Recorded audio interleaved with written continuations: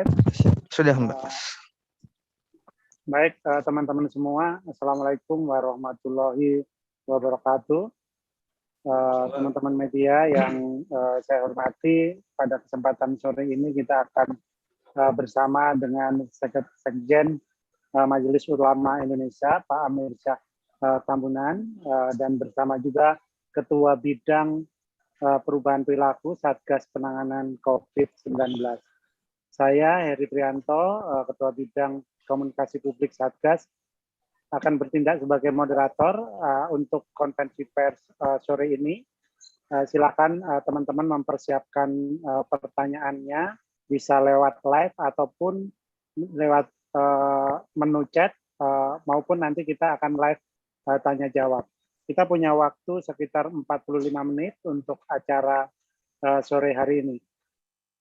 Teman-teman semua, kita tahu 1 bulan lagi, itu kurang dari 1 bulan ya, kita akan memasuki Idul Adha, di mana ini merupakan salah satu hari besar bagi umat Islam, dan di sejumlah daerah Indonesia ini juga merupakan momen untuk terus berkumpul gitu, untuk bersilaturahmi yang dalam situasi pandemi ini tentu saja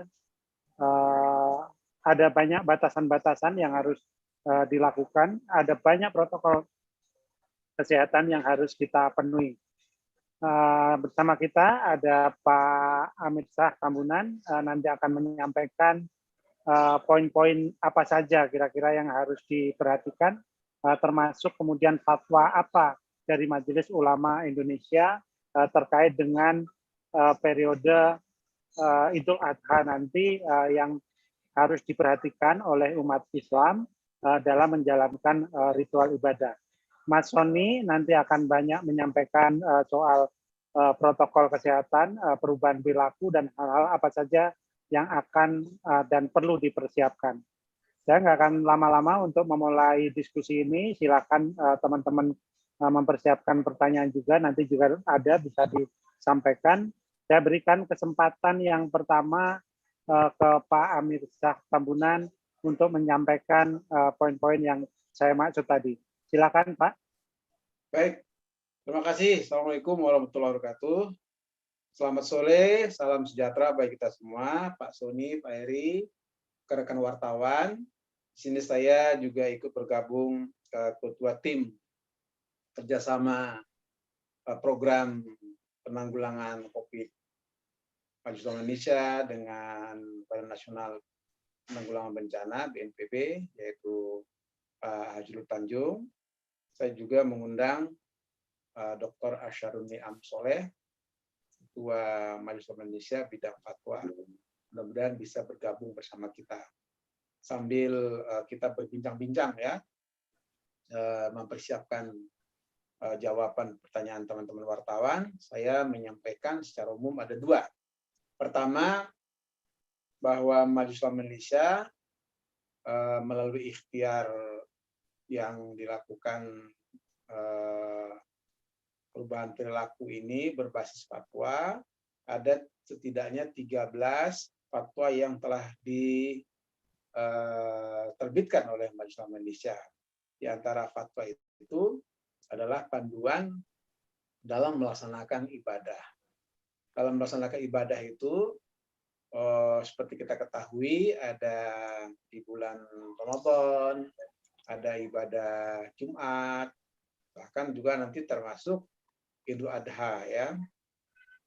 Oleh karena itu pada prinsipnya ibadah yang kita lakukan ini adalah ibadah yang untuk melakukan pengabdian kepada Allah Subhanahu wa taala. Jadi ibadah itu ada 2, ibadah yang masuk kategori ibadah mahdhah dan ghairu mahdhah. Mahdhah itu adalah ibadah yang khusus seperti sholat ya. Yang ghairu mahdhah itu adalah ibadah terkait dengan ibadah secara umum yang intinya untuk melaksanakan perintah Allah Subhanahu wa taala dan rangka meningkatkan keimanan dan ketakwaan kepada Allah Subhanahu wa taala. Nah, tentu ibadah ini memiliki sarana dan prasarana ya, tempat. Salah satu tempatnya itu adalah masjid. Selama ini masjid sudah kita minta ya untuk menegakkan protokol kesehatan bersama Ketua Umum Dewan Masjid, mantan Wakil Presiden, itu senantiasa kita komunikasikan juga melalui sekjennya, yaitu Dr. Imam Daruqutni. Ya, kebetulan beliau juga di Komisi Fatwa Majelis Ulama Indonesia. Untuk meningkatkan disiplin protokol kesehatan, seperti kita ketahui, adalah dengan cara pakai masker, ya, cuci tangan yang bersih setiap kali masuk masjid, dan kemudian menjaga jarak, ya, jarak aman tentu. Yang ketiga, yang keempat, kita juga sering mengajak jamaah supaya senantiasa berolahraga, ya, meningkatkan disiplin dalam hal ini untuk meningkatkan imunitas, termasuk olahraga itu jangan panik, istirahat yang cukup, ya. Kemudian juga termasuk kaitannya dengan memakan makanan yang halal dan thayyib, dan terakhir berdoa dan bertawakal kepada Allah Subhanahu wa taala. Jadi saya sering menyebut ini cara 5 sehat, 6 sempurna. Ya, kalau kita lebih ringkas lagi dengan 3 wajib yang sudah sering kita expose di media, yaitu wajib iman,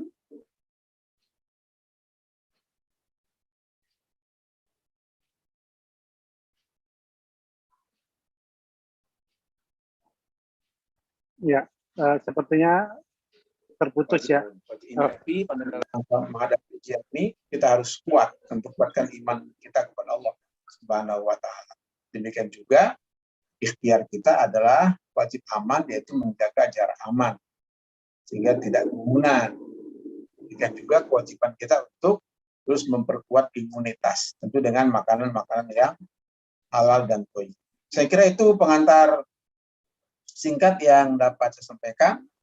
Mungkin teman-teman di sini ada sudah bergabung, Pak Jrul, Mas Niam. Monggo silakan kalau sudah bergabung. Nanti kita persilakan kepada teman-teman wartawan kalau ada pertanyaan-pertanyaan yang mau disampaikan. Terima kasih. Iya, terima kasih Pak Kiai. Mungkin bisa disampaikan terkait dengan protokol kesehatan menghadapi Idul Adha ini yang dari Majelis Ulama Indonesia, apa saja yang perlu diperhatikan oleh umat? Ya, secara umum seperti kata-kataan tadi, protokol kesehatan itu, ya, saya ingin mengatakan bahwa sudah saatnya protokol kesehatan itu kita jadikan contoh di masjid, ya. Ya, supaya apa? Supaya jamaah masjid jangan sampai menjadi klaster baru di dalam penyebaran COVID. Karena apa? Karena disiplin yang kita lakukan tidak hanya di dalam masjid, tapi juga di luar masjid. Nah, karena itu protokol yang dimaksud tadi itu secara umum saya sudah sampaikan, mencuci tangan, pakai masker, jaga jarak. Nah, sekarang hal-hal yang semacam ini kelihatannya mulai longgar ini. Dan karena itu kita minta kepada semua pihak harus secara equal, ya, sama perlakuannya. Tidak hanya di masjid, tapi juga di mal-mal, pertemuan umum, di kantor. Jadi harus secara adil dan jujur kita menerapkan protokol kesehatan ini secara bersama-sama. Agar apa? Agar tercipta kekompakan. Itu pertama. Yang kedua, tercipta kebersamaan. Karena dengan kompak dan bersama-sama kita bisa, ya. Itu saya kira yang perlu kita tegaskan. Sekali lagi, mari kita hadapi pandemi COVID ini dengan bersama-sama, dengan kesadaran kolektif kita bersama. Bahwa ini bukan hanya tugas pemerintah, tapi tugas seluruh bangsa Indonesia, termasuk rakyat Indonesia. Begitu, Mas. Baik, sebelum ke Pak Sony, saya ada satu untuk bisa memperjelas terkait Idul Adha ini, berarti ketika sholat Id-nya itu apakah diizinkan ataukah kemudian dibatasi, karena dalam ketentuan pemerintah mengenai PPKM Mikro ini untuk di zona merah itu untuk sementara tempat ibadah ditutup. Kemudian yang kedua, bagaimana juga dengan ritual penyembelihan hewan kurban, apa saja yang harus diperhatikan? Ya, jadi terkait dengan kebijakan penutupan ini, ada banyak hal yang perlu kita pertegas ya. Pertama, di dalam fatwa MUI itu disebutkan ada zona yang terkendali dan tidak terkendali. Kalau dalam istilah pemerintah itu ada zona merah, ya. Zona merah itu tentu ada fakta-fakta di mana di daerah tersebut sudah terbukti ada terkena COVID. Ya, sebutlah misalnya di BNPB ada yang terkena. Nah, ini memang harus sementara di lockdown. Nah, kalau ternyata ini terbukti ada di masjid tertentu, maka dengan protokol kesehatan juga harus kita terapkan. Ya, hal yang sama. Tapi kemudian jangan digeneralisir, semua harus ditutup. Nah, ini saya kira kurang bijak ya. Artinya perlu kita dalami mana yang dimaksud dengan zona merah atau istilah fatwa itu mana yang dimaksud dengan daerah terkendali dan tidak terkendali. Nah, oleh karena itu disinilah diperlukan satgas ya, tingkat provinsi, kabupaten kota sampai kepada kecamatan. Nah, karena itu lewat siaran pers ini saya menyuruhkan pada semua pihak, terutama pihak satgas, masih ada waktu ya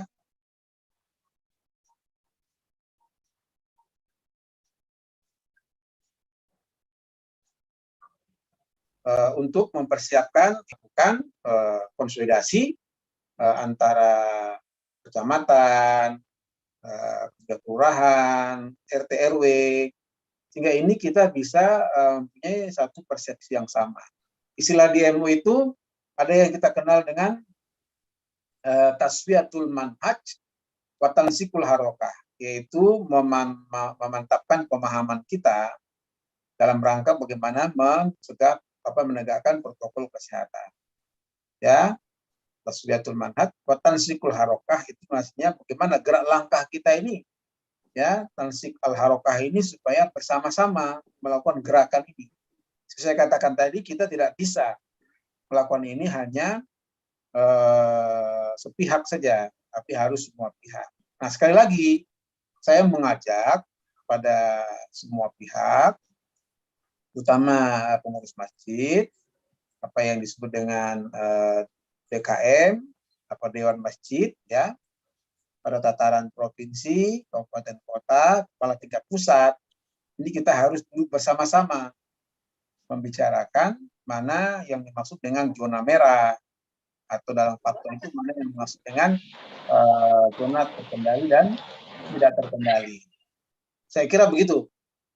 Baik, terima kasih Pak. Saya rasa sejalan ya dengan kebijakan di pemerintah mengikuti kira-kira lokasinya atau zonasinya seperti apa nanti akan diperhatikan oleh para pengurus masjid. Gitu. Silakan Mas Sony akan menambahkan beberapa poin penting terkait antisipasi. Mungkin sebelum Mas Sony, saya tadi ada tim ya. Di sini ada lembaga kesehatan, apa ini yang hadir, saya diperkenalkan ya, termasuk Pak Adul, supaya kami agak bisa melengkapi ya.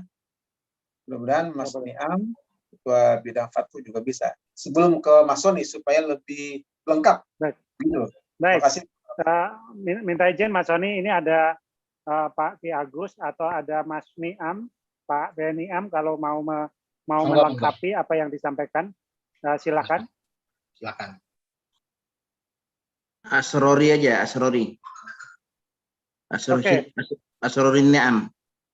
Silakan ya, Mas Asrori Niam. Oh, silakan Pak Asrori Niam.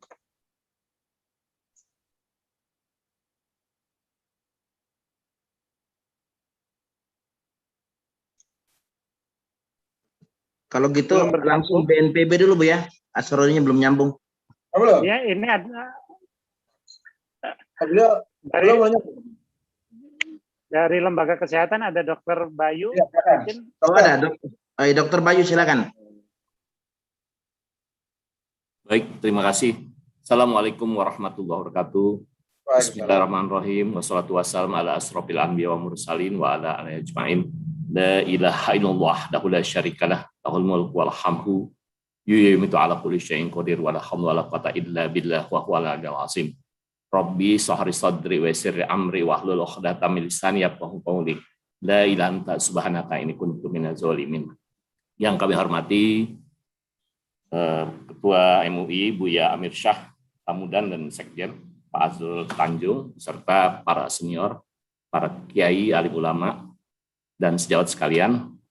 Terima kasih atas waktu dan kesempatan, dan memang melihat suasana pandemi COVID-19 yang boleh dikatakan tanda kutip menggila lah boleh dikatakan, di mana terjadi penyebaran yang sangat dahsyat sekali di masyarakat, terutama pada anak-anak dan kaum rentan lainnya termasuk orang tua, yang kalau kita lihat dari Jawa Timur, Lampung, kemudian kemarin juga di Jawa Barat dan DKI hari ini, di mana rumah sakit boleh dikatakan petugas kesehatan kewalahan dan juga tim pemulasaran jenazah juga terjadi pekerja yang overload.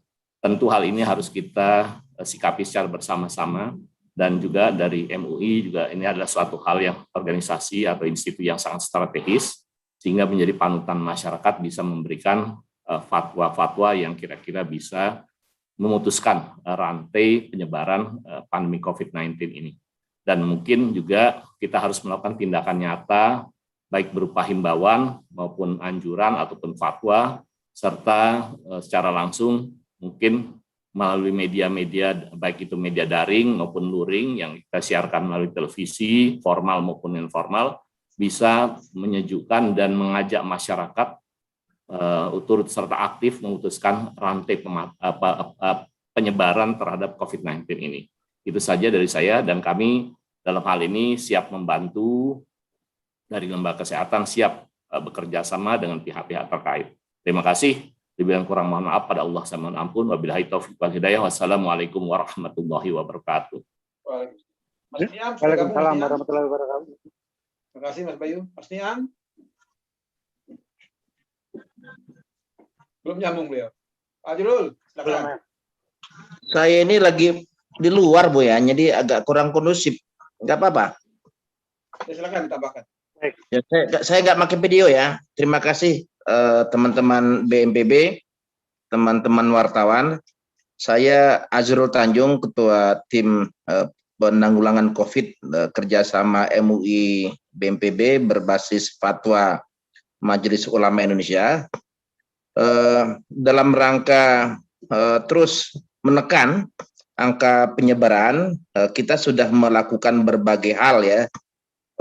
Ini kita sudah menghimbau terutama secara daring ya, teman-teman MUI se-Indonesia, juga pengurus masjid, pondok pesantren, dan lain sebagainya, untuk menjalankan fatwa yang sudah dikeluarkan Majelis Ulama Indonesia. Nah, fatwa ini kan banyak sekali ya, tidak hanya tentang vaksin, tapi juga tentang menyangkut ibadah. Misalnya ibadah salat Jumat yang boleh dilakukan dengan mengganti zuhur ya. Kemudian ada juga fatwa tentang Idul Fitri dan Idul Adha di rumah saja kalau memang wilayah itu wilayah atau zonanya masuk zona merah. Kemudian walaupun zonanya hijau, kita tetap melakukan protokol kesehatan dan lain sebagainya. Nah, kita juga pendekatan keagamaan ini kita lakukan secara terus-menerus, misalnya memberikan pemahaman kepada masyarakat bahwa betul misalnya perintah agama itu sholat itu kan rapatkan barisan itu perintah agama. Tapi dalam kondisi pandemi ini perintah merapatkan itu kita juga sudah carikan alasan agamanya untuk melakukan sholat yang lebih renggang dengan protokol kesehatan termasuk memakai masker. Nah, dalil-dalil ini sudah kita siapkan, misalnya apa? Misalnya bahwa menghindari musibah lebih utama daripada mendapatkan manfaatnya itu. Hal-hal seperti inilah misalnya kita sebarluaskan kepada masyarakat. Kenapa? Karena mengejar yang sunnah itu lebih utama daripada nyawa kita lebih utama daripada mengejar sunnah. Nah, Idul Fitri, Idul Adha ini kan sesuatu yang sunnah ya, walaupun sunnahnya muakkad ya, tetapi nyawa kita lebih utama daripada kita mengerjakan yang sunnah ini. Nah, tetapi kalau zonanya hijau ya tetap kita lakukan. Kita juga tidak boleh melarang kalau zonanya hijau untuk mereka mengadakan sholat Id. Tetapi sekali lagi tetap dengan protokol kesehatan yang ketat itu ya, menjaga jarak ya, menjaga kebersihan, masker dan lain sebagainya. Nah, ini tambahan saya Buya Sekjen, mohon maaf saya ini lagi Sekjen, lagi di tukang cukur ini Buya Sekjen, karena sudah gondrong sekali rambut saya, diprotes banyak teman. Kemarin waktu KMU ketemu ketum dan ketemu Sekjen dibilang rambut saya sudah kurang pantas. Nah, ini baru sempat tukang cukur. Terima kasih Sekjen. Assalamualaikum warahmatullahi wabarakatuh. Mas Soni, sedikit lagi Mas Heri, ada Sekretaris Komisi Fatwa Mas Miftahul Huda. Silakan Mas Miftah. Baik, terima kasih Pak Sekjen. Saya agak terlambat tadi ya join-nya. Nggak apa-apa, silakan. Ya.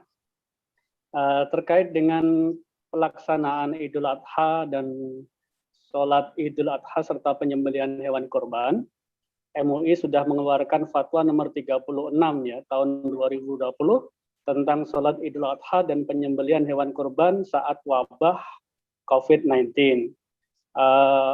Kita ketahui bahwa sholat Idul Adha itu merupakan sunnah muakkadah yang menjadi salah satu syiar keagamaan ya, sehingga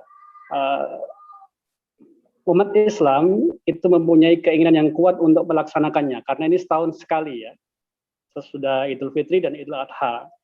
Jadi dia ingin sekali melaksanakan itu secara berjamaah. Tetapi dalam keadaan seperti ini kita dalam fatwa ini kembali kepada fatwa nomor 14 tahun 2020 tentang penyelenggaraan ibadah di saat wabah pandemi COVID. Jika tadi sudah disampaikan oleh Pak Azrul, jika suatu daerah itu zonanya merah, oranye atau merah, maka tidak diperkenankan untuk melaksanakan sholat Idul Fitri berjamaah di masjid ataupun tempat terbuka. Karena itu sangat rawan sekali. Boleh kita laksanakan sholat Idul Adha itu di rumah kita masing-masing berjamaah dengan keluarga. Bila zonanya itu zona hijau, itu diperbolehkan untuk melaksanakan sholat Idul Adha secara berjamaah, tentu dengan tetap melakukan dengan protokol kesehatan, seperti dengan memakai masker, atau ada sebelum masuk ke lokasi itu dengan dites suhunya, ada tempat cuci tangan dan hand sanitizer, serta protokol kesehatan yang lainnya. Terkait dengan ibadah korbannya, dalam fatwa tersebut, udhiyah atau penyembelihan itu adalah hukumnya sunnah muakkadah.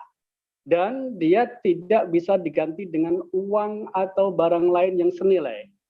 Karena ini aturannya sudah termaktub di dalam Al-Quran dan hadis.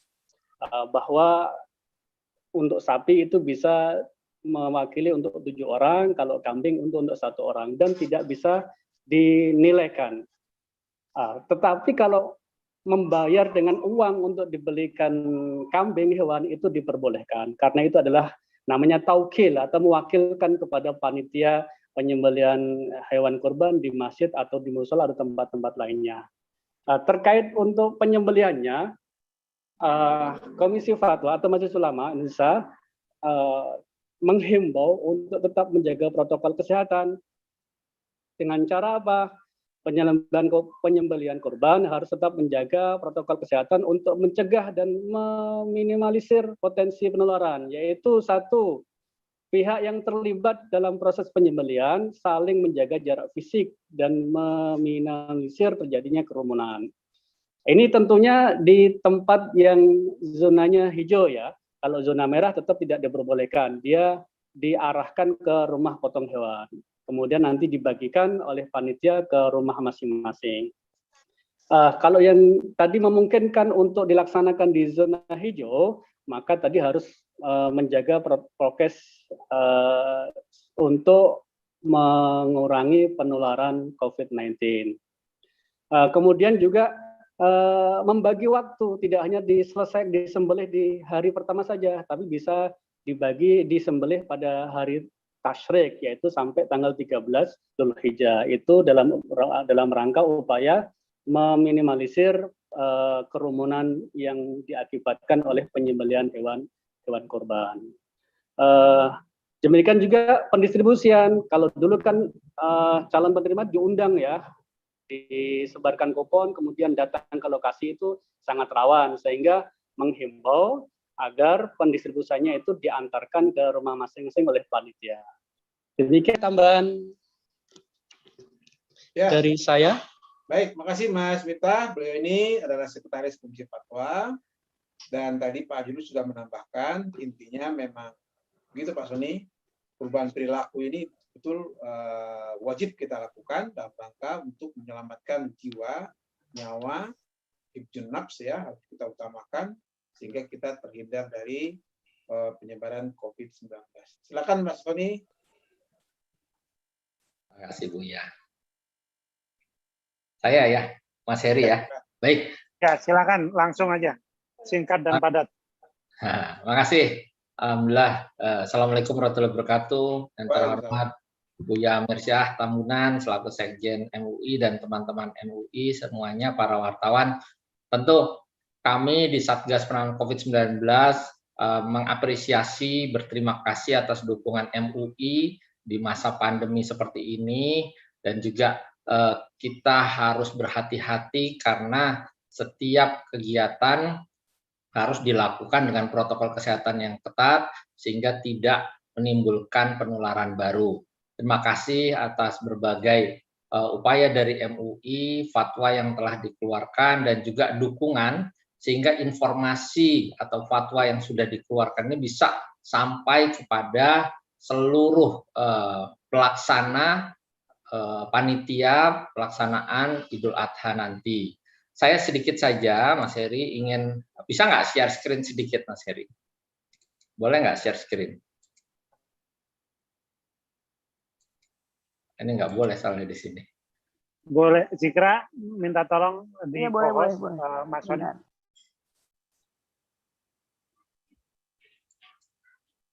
Jadi yang pertama tentu kami di bidang perubahan perilaku bersama komunikasi publik akan mendiseminasikan informasi tentang apa yang sudah diputuskan oleh teman-teman MUI dalam rangka pelaksanaan Idul Adha aman dari COVID-19.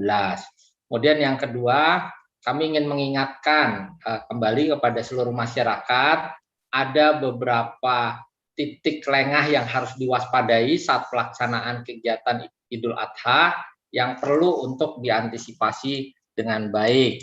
Yang pertama adalah pada saat interaksi antar warga yang melihat hewan ternak, ya. Ini juga tadi sudah disampaikan. Lalu kemudian pada saat penyembelihan hewan kurban, penggunaan alat potong bersama, kontak fisik saat mendistribusikan hewan sembelih, lalu kemudian interaksi antar petugas di lapangan, penggunaan peralatan atau perlengkapan terkait seperti misalkan alat timbang, pengemasan daging sembelih yang harus sebisa mungkin terhindar dari kontaminasi virus. lalu kemudian masyarakat yang kemungkinan berkerumun dalam menyaksikan kegiatan pemotongan dan pendistribusian daging ke masyarakat. Tentu kita sudah tahu bahwa teman-teman MUI sudah menyampaikan sesuai dengan fatwanya bahwa sholat di daerah yang mengalami tingkat penyebaran COVID-19 tergolong tinggi, yaitu di zona merah dan zona orange, agar dilakukan di rumah masing-masing. Lalu kemudian juga kita tadi sudah sekali lagi kami menekankan bahwa sholat dapat diadakan di masjid dan lapangan hanya di daerah yang dinyatakan zona risiko rendah atau aman dari COVID-19, yaitu zona hijau dan zona kuning berdasarkan penetapan zonasi yang sudah dilakukan termasuk oleh Satgas daerah. Jadi mohon untuk memperhatikan bagaimana zonasi di wilayahnya masing-masing. Ya, kemudian juga mohon di dalam pelaksanaan Idul Adha, baik untuk pelaksanaan ibadah sholat Idul Adha maupun juga pemotongan hewan kurban, ada pihak dari Satgas pelaksana di tempat dengan yang berkoordinasi dengan Satgas daerah. Jadi koordinasi dengan Satgas daerah sangat penting dalam rangka untuk melihat atau pengawasan pelaksanaan yang aman dari COVID-19. Saya pikir itu saja. Terima kasih sekali lagi kepada teman-teman dari MUI. Pak Sekjen luar biasa ini tadi mendadak langsung mensupport Pak Sekjen. Minggu lalu kita sudah sempat berdiskusi. Jadi kami pikir demikian, Mas Heri kami kembalikan. Ya, terima kasih Mas Sony. Jadi semakin clear sebenarnya tentang how to-nya gitu ya. Bagaimana kita menjalankan menghadapi Idul Adha nanti, baik dalam ritual ibadahnya maupun penyembelihan hewan kurban. Tadi juga sudah cukup lengkap disampaikan Pak Mirsa, Pak Miftahul Huda, sama Dr. Bayu juga tadi. Mungkin teman-teman kita masih punya waktu untuk berdiskusi, boleh kalau ada pertanyaan disampaikan. Yang pertama saya coba bacakan dulu ini dari Mas Firdaus ya. Pertanyaannya, menurut Ketua MUI Jakarta dan Ketua DMI Jakarta yang menyerukan meniadakan sholat Jumat dengan mengganti sholat zuhur di rumah masing-masing, artinya seruan untuk umat di Jakarta sudah tegas, bukan himbauan. Mohon Bapak Sekjen MUI itu Buya Amitsa untuk tegas saja meniadakan sholat Jumat selama PPKM berlaku hingga 5 Juli. Mohon MUI Pusat sinkronkan dengan seruan MUI DKI. Ini mohon ditanggapi. Saya rasa tidak ada pertentangan tadi ya, tapi boleh Buya Amitsa untuk menyampaikan sekali lagi.